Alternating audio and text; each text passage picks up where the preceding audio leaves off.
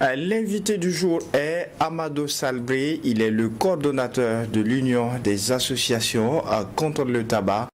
Avec lui, nous parlons d'une thématique qui a retenu l'attention du monde entier à l'occasion de la Journée mondiale de lutte contre le tabac, à démasquer l'attrait, à lutter contre l'addiction au tabac et à la nicotine. Bonjour et bienvenue, M. Salbré. Bonjour, merci beaucoup.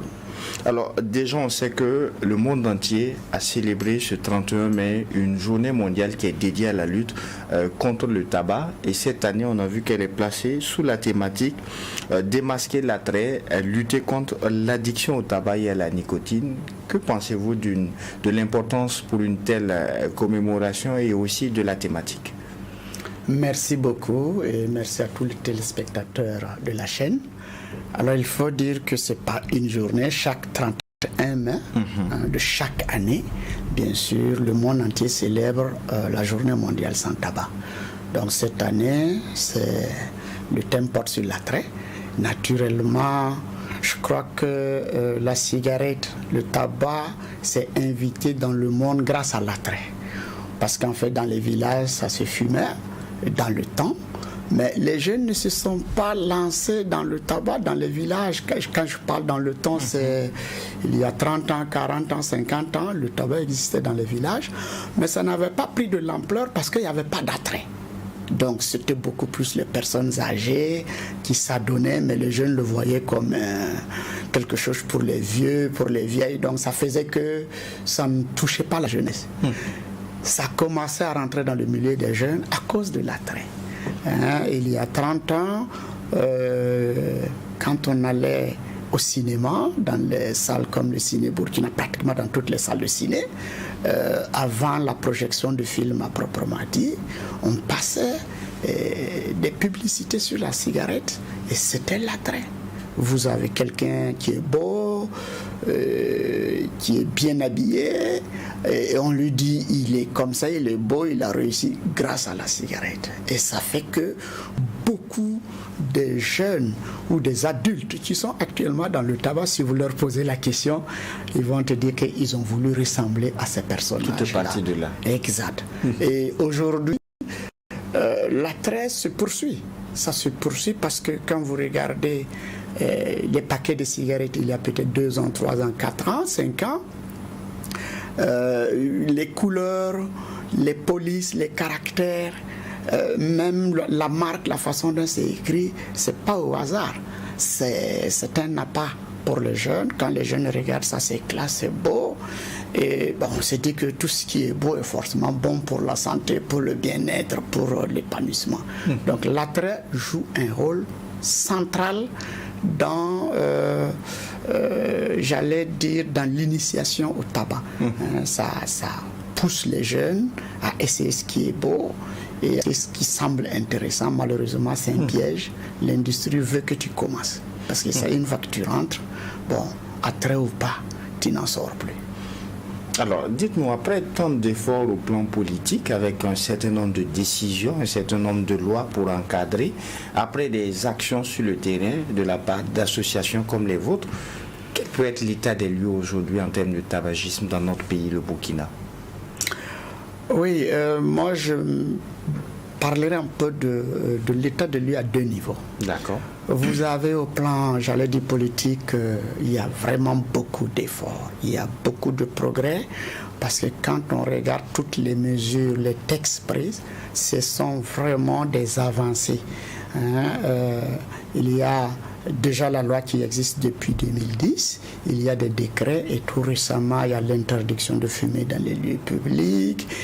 Il y a plein de dispositions qui sont prises pour aider. Il y a que sur les paquets de cigarettes, il y a ces images sanitaires graphiques où on indique déjà aux consommateurs ce qui va l'arriver s'il persiste dans ça, avec les problèmes de santé qui sont déjà clairement. Donc vraiment côté politique, j'allais dire administratif, le travail va dans le bon sens et on apprécie beaucoup. Toute la difficulté pour nous, c'est cette population. Personnellement, les jeunes sont dans un piège. Ils sont dans un piège parce que les jeunes regardent les adultes. Et comme je l'ai dit, tous ceux qui fument aujourd'hui et qui sont adultes, s'ils prennent conscience que la cigarette n'est pas bien, ils devraient se cacher. Ça allait aider beaucoup la jeunesse. Par le passé, ce que l'adulte fait et qui n'est pas bien et qu'il sait que c'est pas bien, il se cache. Au moins, il se dit, moi je suis dans un problème, mais je n'embarquerai pas les autres. Ailleurs, quand un parent vit une situation qu'il a trouvé que c'est dramatique, il engage une action pour sauver les générations à venir. Mais ici, nous avons des adultes qui fument au nez et à la barbe des jeunes. Comment voulez-vous sensibiliser une jeunesse avec des adultes qui ont un comportement qui n'inspire pas, qui n'est pas un modèle? Donc, ça fait que vous avez des jeunes au fond intérieur, ils se disent, mais c'est pas bon. Mais pourquoi ceci-là fume? Voilà, je crois que c'est à ce niveau qu'il faut vraiment que les adultes qui sont pris dans le piège et qui sont conscients de la situation doivent changer complètement de comportement. Si c'est difficile d'arrêter, ça se comprend, mais au moins, n'embarquez pas la jeune génération. Cachez-vous, assumez et dites, ça s'arrête à mon niveau. Je ne transmettrai pas cette valeur négative à la jeunesse. Mais c'est pas ce qui se fait. Voilà en fait le problème. Bien sûr, l'industrie du tabac, ils se fichent pas mal de que vous soyez en bonne santé ou pas. Eux, c'est leur argent. Bon, c'est dommage. Nous avons des Burkinabés qui sont dedans. C'est le business. Et je pense qu'ils se disent que si vous ne pouvez pas éduquer vos enfants, si vous ne pouvez pas aider vos enfants à ne pas fumer, moi je m'en fous. Je cherche mon argent. Celui qui laisse son enfant tomber dedans, c'est son problème. Voilà en fait la situation. En tout cas, politiquement, il y a un très grand effort qui est fait. C'est, j'allais dire socialement, au niveau de la population, que les adultes qui sont déjà dans le piège ne se sont pas appropriés. En fait, il faut qu'ils sachent comment ils peuvent participer à cette lutte en ayant des comportements responsables. Je crois que si les jeunes ne voient plus des adultes fumer, ça va les amener à se poser des questions. Il y a d'autres soucis. Il y a ces nouveaux produits de tabac qui sont en train de venir. Mais je pense qu'il faut commencer quelque part, que les adultes prennent les responsabilités. Et on va en parler. Ce que vous dites est tellement important que je me permets un commentaire avant une autre question. Parce que quand on regarde aujourd'hui, l'adulte se doit de servir d'exemple pour la jeune génération. Quelle est l'image qu'un enseignant renvoie à ses élèves si aux heures creuses, il est en train de fumer? Dans ma tendre petite enfance, j'ai encore un souvenir, une image qui m'a choqué, mais c'était l'image d'un médecin, parce que j'étais à l'hôpital, qui était en train de fumer. Je dis, mais tout ce qu'on voit autour contre justement ces produits de tabac, mais si le médecin même qui s'occupe de la santé est en train de le faire, c'est que on pourrait se permettre. Maintenant, dites-nous, est-ce qu'au fil des années, le profil des consommateurs a évolué? Est-ce que ça a changé? Parce qu'à une certaine époque, on a parlé de l'exemple que les adultes doivent donner. Est-ce que la tendance n'est pas inversée? Est-ce qu'on ne se retrouve pas aujourd'hui avec plus de jeunes qui consomment comparativement? Est-ce que la tendance n'a pas évolué? Je ne sais pas ce qu'on appelle tendance dans ce contexte. Il faut plutôt dire d'abord que l'industrie du tabac recrute toujours au niveau des jeunes. En fait, si on ne le comprend pas, c'est un peu difficile. C'est-à-dire que tout le travail de l'industrie du tabac, ce n'est pas les adultes. Ce n'est pas ceux qui ont franchi les 20 ans, les 30 ans. Ce n'est pas eux qui ciblent. Ils ciblent toujours les esprits fragiles. Les jeunes qui sont entre 11 et 17 ans, c'est à ce niveau que l'industrie du tabac cible. Pourquoi? Parce que c'est la période de l'adolescence, c'est la période du conflit avec les parents, et il arrive souvent que les parents ne comprennent pas cette situation et ils rentrent en conflit avec les enfants. Pas plus tard que hier soir, j'étais assis dans un non-loti quelque part, j'étais découragé. Tous les jeunes qui s'étaient regroupés, ils étaient une trentaine, tous fumaient. Mais quand je regarde un peu la physionomie, on sent un peu une forme de révolte. Parce que les parents oublient que les enfants grandissent et traitent les enfants d'enfants. Pour vous, il y a une responsabilité, ils sont un peu coupables. Ils ne se rendent pas compte. En fait, les adultes poussent les enfants dedans sans s'en rendre compte. Votre enfant grandit. j'ai toujours pris l'exemple. Prenez une fille qui est à 15 ans et qui est dans un maquis. Ça arrive souvent, je fais cette observation. Quand il est dans le maquis, ce sont les adultes qui disent « Oui, mademoiselle, mais tu es jolie, hein, toi tu vas être ma femme, tu vas être ceci. » Cet enfant retourne à la maison, on le traite moins que rien. Il est dans deux mondes bizarres. Il se dit « Mais comment se fait-il que des gens du même âge que mes parents m'apprécient quand je suis dehors et chez moi, on me traite moins que rien. » Donc ça crée un conflit et ça fait que l'enfant tente d'avoir un comportement pour prouver plus ou moins à ses parents. Vous savez, moi aussi j'ai grandi. Je pense que les parents, sans s'en rendre compte, c'est par leur faute, poussent les enfants dans les bras de l'industrie. Il faut dialoguer, il faut échanger, il faut discuter et il faut aussi avoir le modèle. Et c'est pas seulement ne pas fumer. Il y a les conflits. Quand vous êtes en couple et qu'il y a des conflits, vous avez un enfant qui est contrarié, qui ne comprend pas comment se fait-il que ceux qui sont censés être ces modèles s'entre-déchirent tous les jours. Donc pour trouver refuge, il va se retrouver ailleurs et il tombe. C'est pourquoi j'ai dit beaucoup d'adultes, ailleurs là où les gens s'en sortent, vous allez voir que les parents sont proches des enfants. Voilà, communiquent, échangent et arrivent au moins à traverser la période délicate qui est de 11 à 17 ans. Et une fois que l'enfant arrive à traverser cette période, 20 ans, vous allez voir qu'ils sont très peu à s'initier au tabac. Alors, est-ce que les tendances ont évolué? Il y a maintenant les produits émergents qui inquiètent. Parce que ça ressemble à des gadgets, c'est tendance, c'est la mode. Ok, et ils rentrent là-dedans dans l'idée de s'amuser. Avant, quand on s'initiait aussi à la cigarette, les gens touchaient. Il fallait traverser une période hard, difficile. Tu vas fumer, tu vas toucher. Il faut des gens qui vont te dire non, nous tous on est passés par là pour y arriver. Bon, donc si tu n'as pas pu tenir, il y a des gens qui n'ont pas fumé parce qu'ils n'ont pas pu traverser cette partie. Ils ont fumé une fois, deux fois, ça n'a pas marché. Hey, cette affaire-là, c'est pas mon affaire. Mais aujourd'hui, l'industrie du tabac est en train d'améliorer, de peaufiner le produit. De sophistiquer. De sophistiquer, de sorte que tu fumes et ça passe comme une lettre à la poste. C'est aromatisé, c'est la pomme, c'est la fraise. À la limite, même tu as envie de ça pour changer l'haleine et pouvoir parler à la jeune fille. Tu vois, tout ça, c'est le travail de l'industrie du tabac pour appâter. Mais une fois que tu rentres dedans, c'est des problèmes. Donc voilà un peu la situation. Donc la tendance avec ces nouveaux produits inquiète. Inquiète. Voilà. Alors, Amadou Salbé, il y a la responsabilité parentale que vous soulignez, mais est-ce que aussi les réseaux sociaux ne jouent pas un rôle dans ce que je qualifierais d'attrait aussi? Est-ce que les réseaux sociaux aussi ne poussent pas la jeunesse vers ces consommations-là? Oui, les réseaux sociaux jouent un rôle, bien sûr, mais je crois que les réseaux sociaux aussi arrivent... S'ils ne font pas la promotion indirectement, oui, c'est ça, je dis. Tabagisme. Il y a une approche, excusez-moi, de l'aborde que l'UNESCO aborde un peu ces derniers temps que j'apprécie, c'est l'approche 3Z, et qui vise en fait à aider l'enfant à grandir. Et on appelle ça zéro violence, zéro... il y a 3 Z en tout cas, zéro viol, zéro grossesse et ainsi de suite. En fait, il faut dire que le monde extérieur, chacun cherche à tirer son épingle du jeu. Ceux qui ont mis en place les réseaux sociaux veulent leur argent. L'industrie du tabac veut son argent. Mais quand tu mets un enfant au monde, tu dois savoir ce que tu veux. C'est ça en fait le problème. On a beaucoup d'illettrés, c'est dommage, mais quand on communique, quand on discute, et quand l'enfant arrive à faire la différence entre le bien et le mal, ce qui va l'arranger, ce qui ne va pas l'arranger, il va dans les réseaux sociaux, mais il pourra aller dans le bon sens.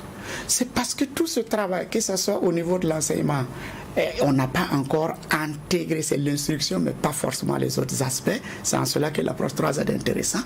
Sinon, si on arrive à doter l'enfant d'une certaine capacité d'analyse, de discernement, il va être dedans, mais il ne va pas se laisser piéger, il ne va pas tomber dedans.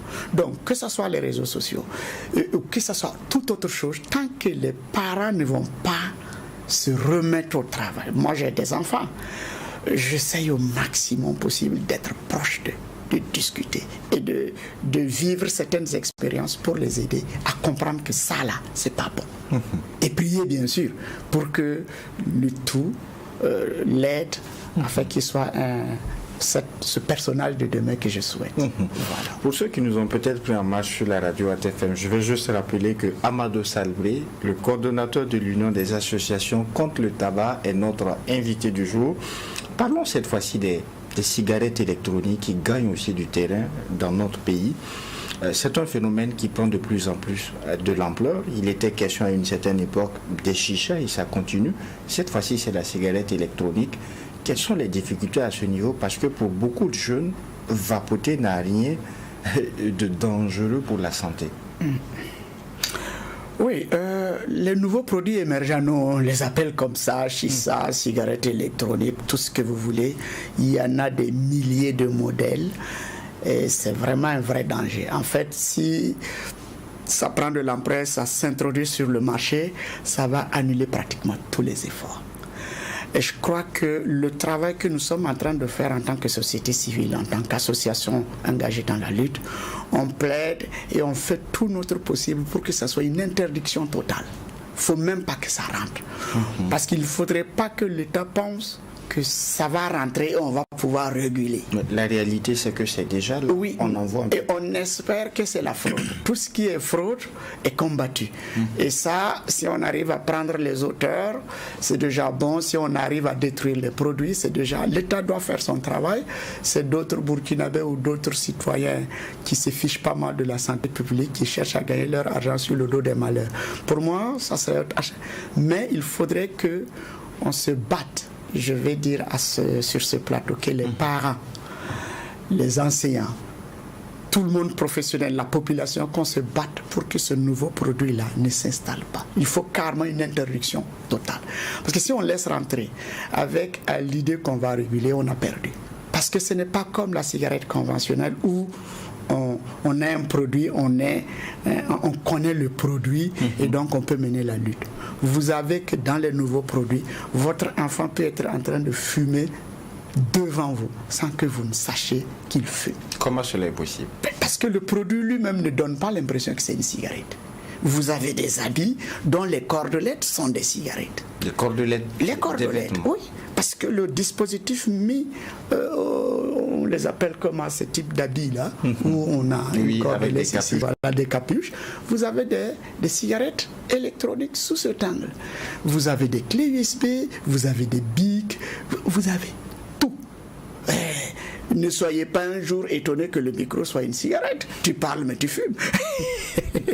Donc, en fait, si on laisse rentrer, c'est la nouvelle technologie. Les fabricants vont essayer de s'adapter à toutes les possibilités pour embarquer jusqu'aux enfants. Il paraîtrait déjà que l'industrie du tabac est en train de préparer les enfants, je dis bien les enfants, 2 ans, 3 ans, 4 ans, à fumer au moment où ils auront 10 ans, 15 ans. Comment? En vendant des bonbons, tout ce que les enfants vont aimer, mais qui créent de l'addiction.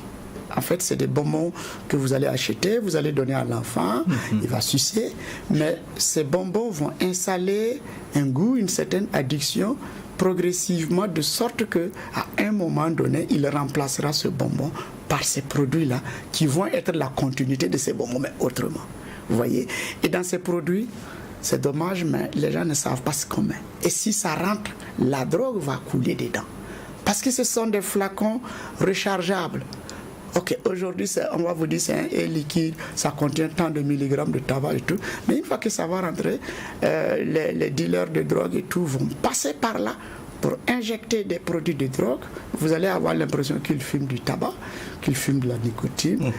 Malheureusement, c'est de la drogue qu'il est en train de fumer.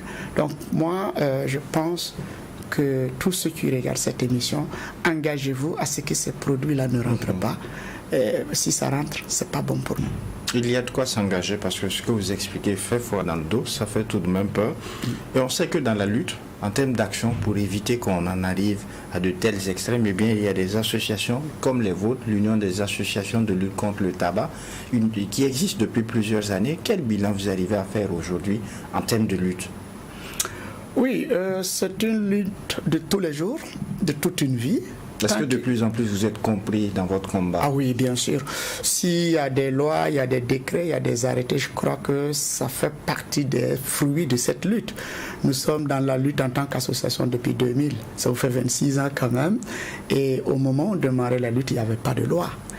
On a démarré la lutte et la loi anti-tabac est intervenue en 2010. Et de 2010 à aujourd'hui, il y a des décrets, il y a des arrêtés, il y a énormément de progrès. S'il n'y avait pas eu de lutte, c'est pas évident que tout ça allait être une réalité.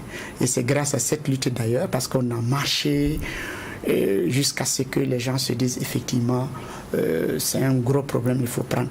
La publicité aussi qui est absente, mais qui est en train de revenir d'une manière ou d'une autre, c'était également le fruit de la lutte où on a réussi à faire en sorte que au niveau sportif, dans les événements culturels, les marques de cigarettes n'étaient pas affichées, mais on sent qu'ils sont en train de revenir doucement d'une manière ou d'une autre. On les surveille de très près et je crois que notre travail, c'est pas seulement aller faire de la sensibilisation, c'est réussir à adopter des textes pour que l'interdiction soit totale, soit bien réglementée. Aujourd'hui, vous avez l'interdiction de fumer dans les lieux publics. Est-ce que c'est respecté selon vous? Ah oui, c'est respecté. Déjà, vous allez vous rendre compte que pratiquement dans tous les lieux publics, notamment dans les maquis, la grande majorité ont au moins pris l'initiative d'apposer. C'est le fumeur qui est en fait rebelle. Vous avez énormément de fumeurs qui n'entendent pas les choses dans ce sens. Mais si les gérants ont au moins pris conscience, parce qu'il y a 3 ans, 4 ans, vous allez rentrer sur 10 maquis, vous n'allez pratiquement rien voir, parce que le gérant n'était pas disposé à mettre ça au risque de perdre des clients. Mais aujourd'hui, il met ça au risque même de virer des clients parce que le jour où ça va dégénérer, il aura chaud. Donc le fait que ces gérants, ces lieux publics, les gens ont pris conscience et ont apposé l'interdiction de fumer, c'est déjà un progrès. Ensuite viendra doucement, parce que quand tu arrives dans un lieu, on te dit c'est interdit de fumer, j'ai toujours dit si tu réfléchis un peu, tu dois te poser la question, pourquoi lui là, il l'a mis? Si c'était bien, il n'allait pas le mettre. Je crois que petit à petit, on a une génération, ceux qui ne peuvent pas s'en sortir finiront par partir et que la nouvelle génération va intégrer justement cette lutte-là et ne pas du tout s'engager. Voilà. Parce que lutter, c'est aussi ne pas fumer. C'est pas seulement aller agir, mais c'est de s'engager à ne pas fumer, c'est déjà une lutte. Parce que quand vous fumez et vous voulez lutter, ça va même pas marcher du tout. Voilà. Je vais terminer par les difficultés au fil des années de lutte que vous avez consacrées à la cause d'éviter que le tabac ne se propage envers les jeunes générations. Quelles ont été les principales difficultés auxquelles vous avez eu à faire face? Oui, les difficultés, c'est l'application des textes. D'accord. C'est ce qu'on dit chaque fois quand vous prenez la loi. Une chose aussi, voilà, l'application des textes, mais c'est parfois lié peut-être à des problèmes de ressources. Comme je l'ai dit, quand les gens prennent les textes, quand l'État prend des textes, je me suis dit qu'il ne l'a pas pris pour prendre. Mais bien sûr, une fois prise, si les ressources ne sont pas disponibles, il y a d'autres priorités. Est-ce qu'il n'y a pas aussi un problème d'appropriation par les populations elles-mêmes, une vulgarisation qu'elles peuvent elles-mêmes faire, que ce soit dans les lieux de culte, que ce soit en famille, à travers l'éducation et tout? Est-ce qu'il n'y a pas tout ça pour accompagner les lois qui sont prises aussi? Voilà, non, c'est ce que je dis. En fait, c'est pour les difficultés dans un premier temps, c'est l'application. D'accord. Bon, mais l'application, c'est pas lié à un manque de volonté. Ça peut être lié à un problème de ressources. C'est assez profond. C'est vrai que quand il y a la volonté, on arrive toujours à y arriver. Et avec la tendance actuelle, je me dis ça va. Parce que il y a 3-4 ans de cela, depuis les 3 années, depuis 2022 en venant, on sent vraiment une accélération, une bonne dynamique dans la lutte. Donc, je me dis que cette volonté est en train de s'installer. Alors, l'autre difficulté, beaucoup de fumeurs qui sont dedans ont un langage pas responsable. En fait, c'est ça le problème. Ils sont pris dans un piège et c'est un peu comme cette personne qui a le sida et qui s'engage à contaminer d'autres personnes parce que bon, de toute façon c'est quelqu'un qui m'a contaminé, moi aussi je vais contaminer. En fait c'est cette mentalité qui existe. C'est pourquoi j'ai dit, si vous fumez et que vous ne souhaitez pas que votre enfant fume, votre propre enfant, si vous ne souhaitez pas, et je ne pense pas qu'il y ait un fumeur qui souhaite que son enfant fume, vous devriez aussi avoir la même préoccupation pour que l'enfant d'autrui ne fume pas.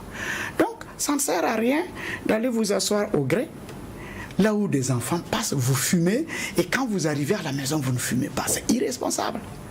Ayez la même attitude partout. Donc, la difficulté ici, la grande majorité des fumeurs, j'ai l'impression qu'ils se disent, moi je suis dans les problèmes, je ne vais pas vivre ce problème seul.